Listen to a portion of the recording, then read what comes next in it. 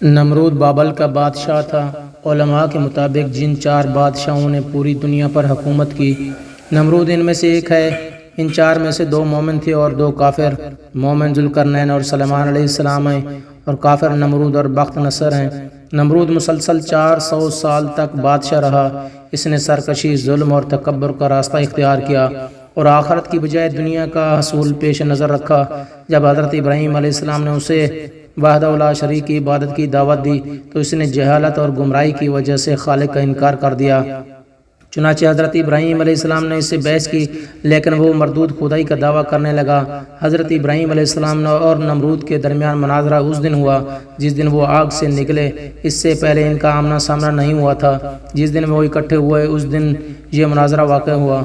حضرت ابراہیم علیہ السلام نے فرمایا، میرا رب زندہ کرتا ہے اور مارتا ہے۔ اس نے کہا، میں بھی زندہ کرتا اور مارتا ہوں۔ اپنی بات کو ثابت کرنے کے لیے اس جاہل نمرود نے 2 قیدی منگوا کر بے قصور کو مار ڈالا اور قصوروار کو چھوڑ دیا اور کہا کہ دیکھا، میں جس کو چاہوں مارتا ہوں، جسے چاہوں نہیں مارتا۔ اس طرح سب کو فریب دینے کی کوشش کی کہ اس نے ایک کو موت دے دی اور دوسرے کو زندگی بخش دی۔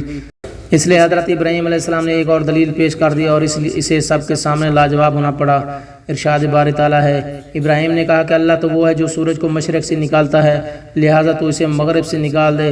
یعنی یہ سورج روزانہ مشرق سے نکلتا ہے جسے اس کو پیدا کرنے والے اور چلانے والے نے مقرر کر رکھا ہے۔ اگر تو ہی زندگی اور موت کا مالک ہے جیسا کہ تیرا دعویٰ ہے، تو زندہ کرتا ہے اور موت دیتا ہے، تو اس کو مغرب سے لے آ، کیونکہ جس کے ہاتھ میں زندگی اور موت کا اختیار وہ جو چاہے کر سکتا ہے، اسے نہ منع کیا جا سکتا ہے، بلکہ وہ ہر چیز پر غالب ہوتا ہے اور ہر چیز اس کے حکم کی پابند ہوتی ہے۔ اگر تیرا دعویٰ سچ ہے تو یہ کام کرو، ورنہ ثابت ہو جائے گا کہ تیرا دعویٰ غلط ہے اور یہی حقیقت ہے، اور ہر شخص جانتا ہے کہ تو یہ کام نہیں کر سکتا، تو اس قدر عاجز ہے کہ ایک مچھر بھی پیدا نہیں کر سکتا۔ نمرود نے اشیاء خوردنی کا انتظام اپنے ہاتھ میں رکھا تھا۔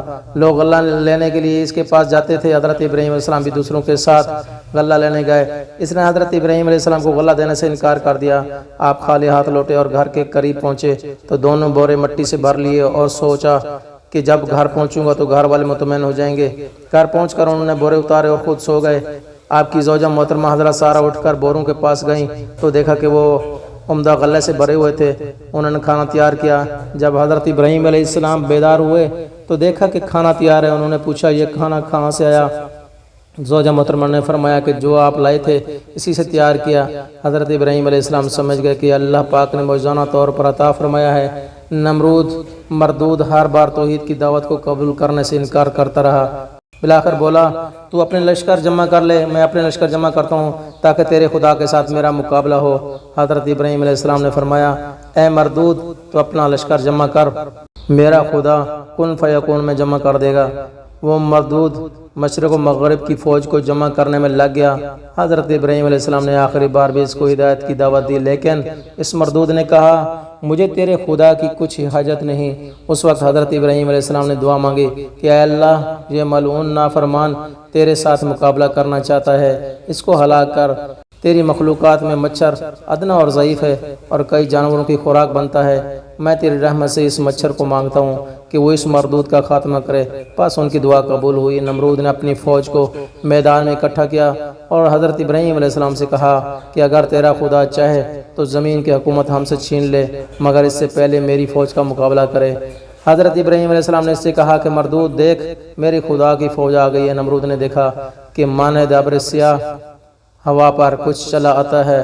یہ دیکھ کر لشکر میں ہلچل مچ گئی، مچھروں کا شور پھیل گیا اور اس مردود کا سارا جوش و خروش جاتا رہا۔ اللہ پاک نے اس لشکر پر مچھر مسلط کر دیے۔ انہوں نے ان کا گوشت اس طرح کھا لیا کہ صرف ہڈیاں باقی رہ گئیں۔ ایک مچھر اس پلید نمرود کی ناک میں گھس گیا اور دماغ میں جا کر اس کا مغز کھانے لگا۔ مردود اس عذاب میں گرفتار ہوا کہ جس کا چارہ کچھ نہ ہو سکا۔